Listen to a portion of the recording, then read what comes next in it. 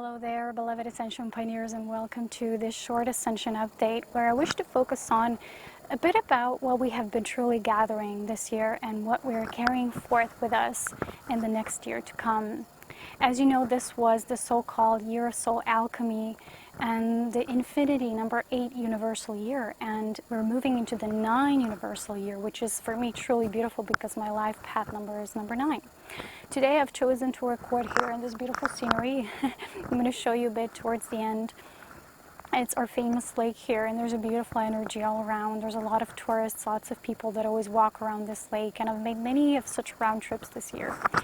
But today I really feel called to kind of, with this round trip culmination, to kind of emphasize what we have been moving through, because a lot of people, when they hear the word soul alchemy and inner magician, all these archetypes we have been working with this year, they feel that somehow this is connected with the so-called psychic gifts, to expand in our psychic gifts, to expand in certain things, have magical abilities all of a sudden.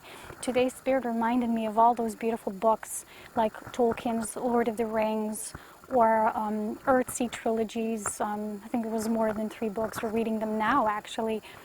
In all these books, there's different characters that each play their own part in the equation of totality. Like magicians, they serve the people by using magic.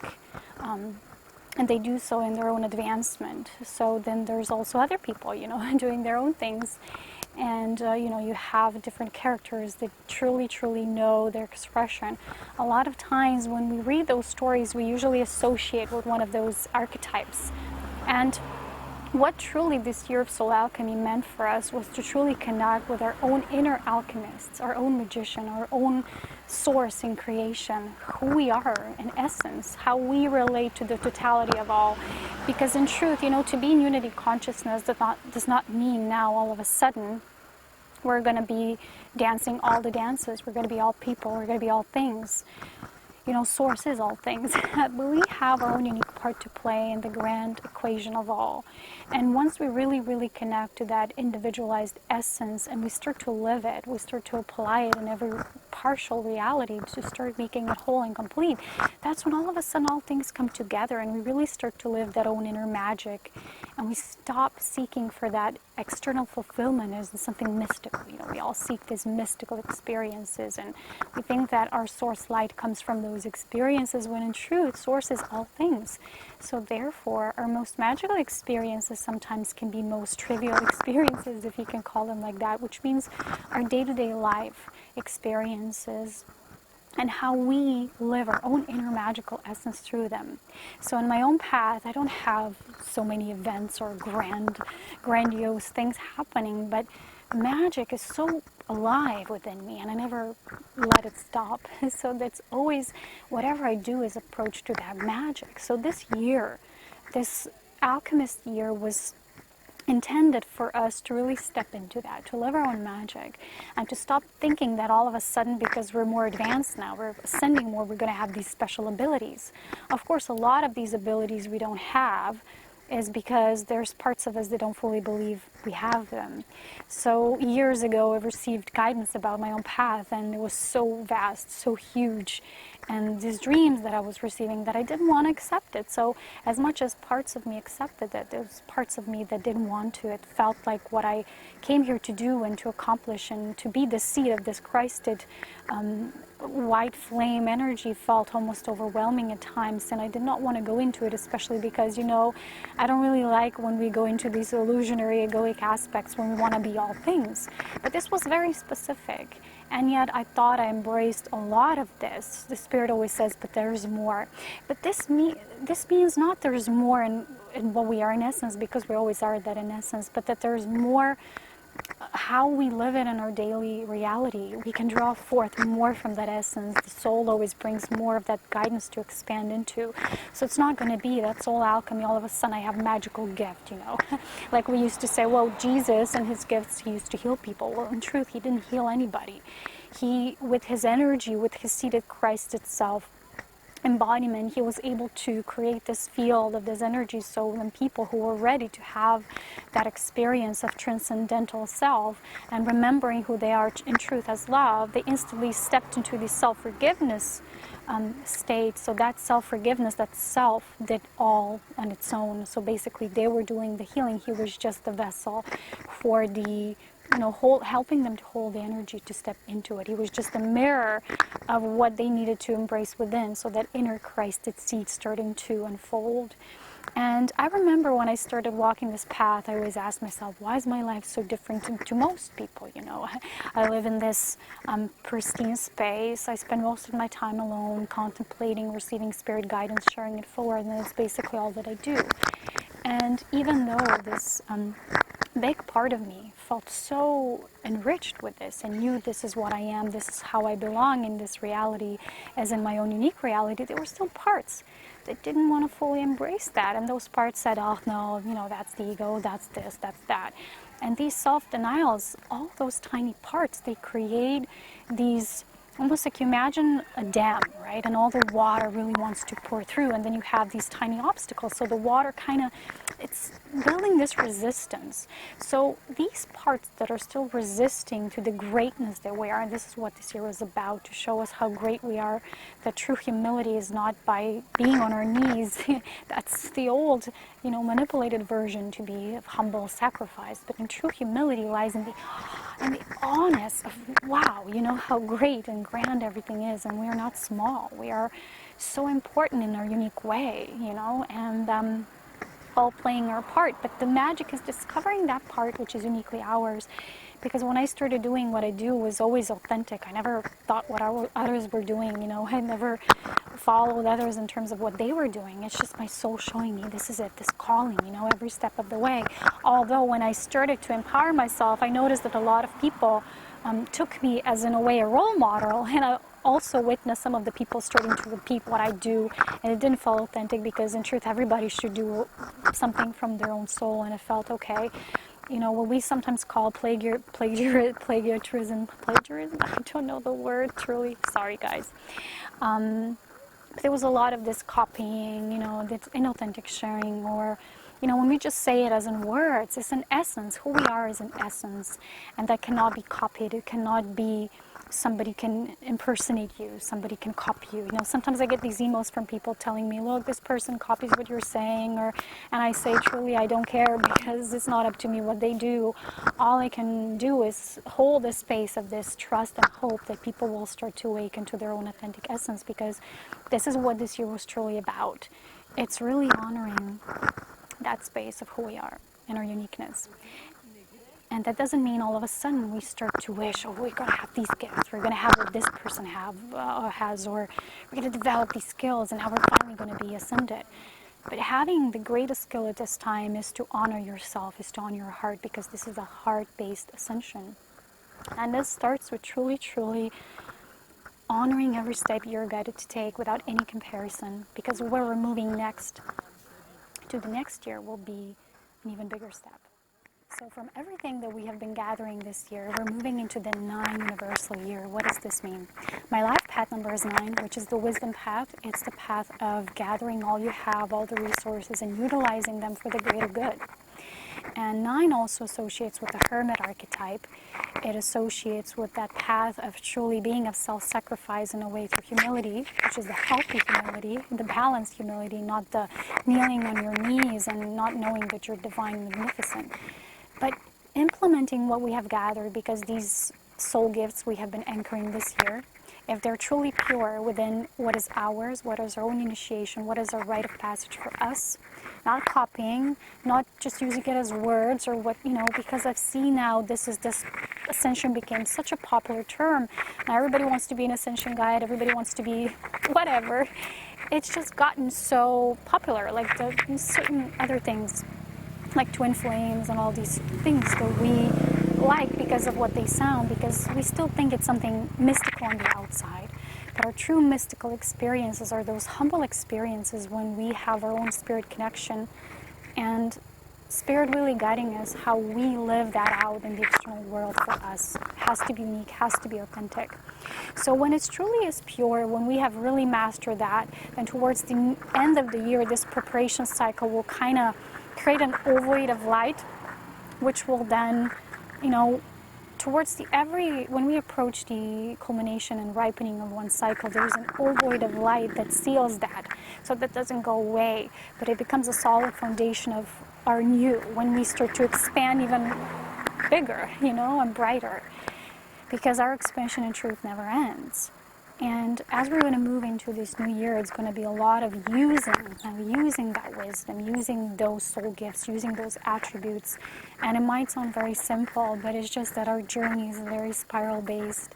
And every step of the way, we will be just called towards these things. And sometimes it's really good for us to take time to truly know what is our wisdom, what is really our own wisdom, because it only is that if we truly have mastered it through our heart. Because the knowledge, when it's embodied through the heart, it really becomes wisdom. If it's something you hear as words and it's just absorbing information from the outside and they're just sharing it, maybe just slightly editing it a bit, but still putting it out, it's still that essence and it's not yours and it's not authentic. So this year really taught us of this authenticity, and I have to be honest, in my interactions with the world and the people, I've noticed both. I've noticed lots of authenticity, lots of beautiful souls blossoming and sharing their journey with me, but I've also witnessed a lot of non-authenticity when people just move into what is popular, what is out now, and being in a way, not really doing it through spirit, not really doing it through devotion to service, but doing it to be something, to be out in the spotlight. I've also witnessed that, which in truth it is what it is. Every one of us needs our own experience, of course. But this next year will really be the year of the wise self, of all that inner alchemy, the magic that we have been brewing, that's been brewing within us, will now start to be ready to share it with the world. In my own journey, I have had many of these different things coming, in my life, what I'll be doing. And because the life path of the number 9 is very much focused on the greater vision, a lot of times, to be honest, those who have this as their life path number, we sometimes are so within this grander picture, we're so into this bigger vision that sometimes we really need to anchor the firm, steady footsteps into the what is right here in front of us now. And that's when I shared certain things with you, a lot of times I was giving you certain specific linear guidance as to, okay, I'm going to be doing this in this time frame, I'm going to be doing that in that time frame, hopefully. And that didn't always come out the way I first initially thought, because it felt so close, this essence of what I'm birthing. And yet in the linear term, it wasn't always that way. Like I've received about this angelic school and mastery training, and I felt, okay, this is going to be this fall. But then as I came into the fall, I felt, ooh, this is not yet the time, It's so important for us to be on this path of ascension very grounded. It means being anchored in the now and to know which visions are just bigger visions, just hold the space and trusting that each step is already aligned with that bigger vision. It's a part, but that everything is always in this unfolding phase. And then people came and they were asking me about these things, and I didn't know what to tell them, because I said, oh, wait a minute, maybe I was rushing a bit into it, this part that it feels so like it's already there, because a lot of times we feel things already there. It's just a matter of making them physical. So this 9 year we're moving into will be a lot about becoming the wise ones ourselves. After all this we have been experiencing as this internal brewing, this soul alchemy, we have been reconnecting with our life force, which is that soul tantra energy, and I share a lot about this in my mastery courses. Those of you who feel called somehow but didn't yet listen to that calling, the courses are great. From every person that took the courses, I've received feedback that it was influential in their lives, that it did benefit, that they see already results very fast, because they change the perspective of that.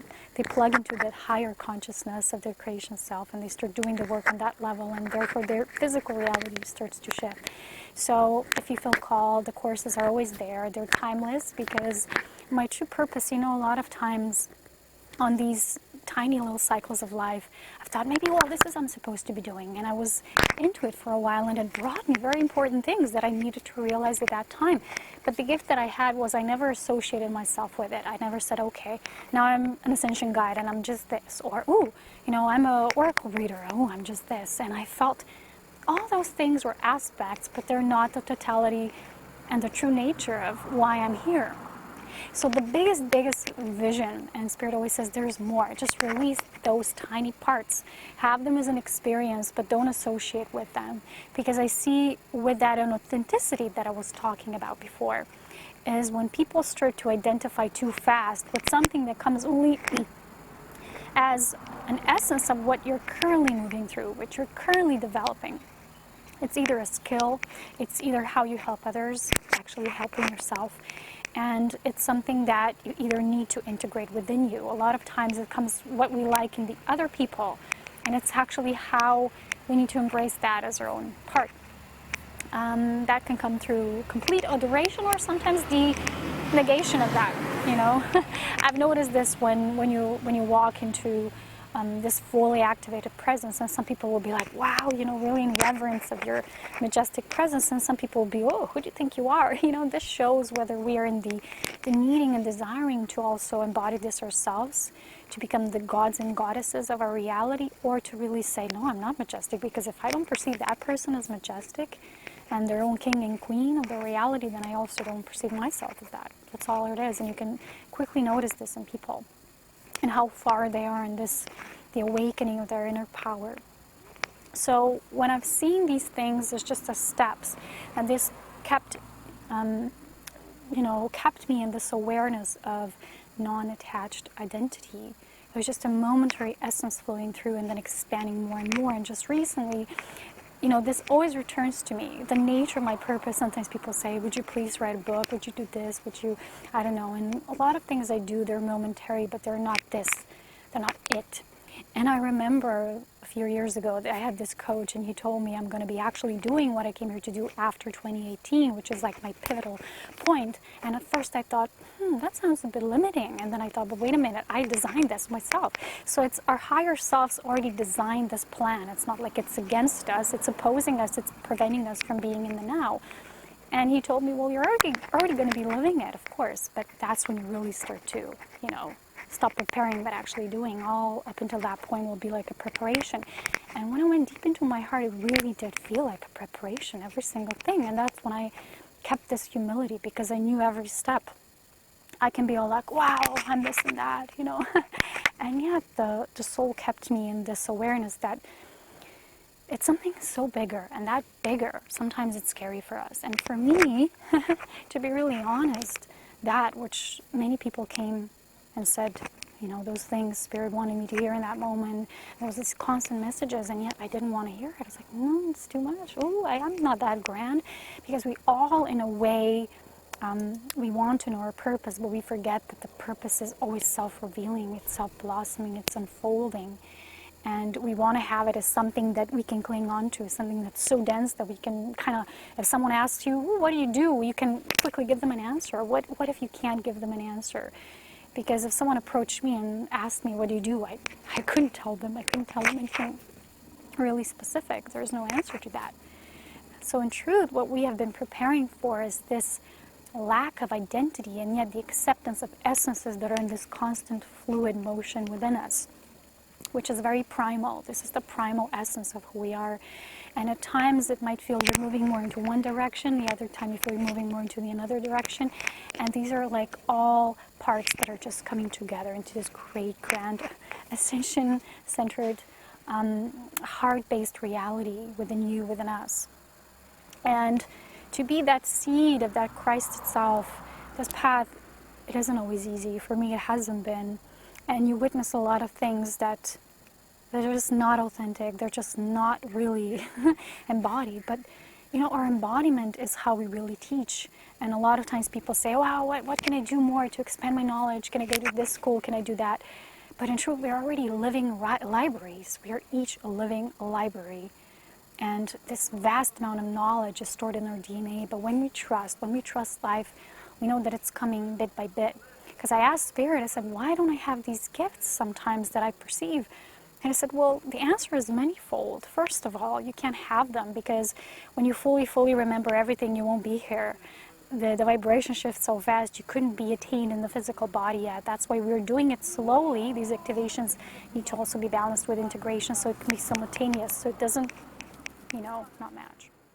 So our ascension being physical means that we are activating just enough to then also be able to integrate, balancing it out, right? And when we understand that it's very simple, we no longer ask for these gifts to come. We no longer plead and, get down on our knees, because this constant asking is blocking us from the flow of the receiving, which comes through trust that we receive as much as we need to.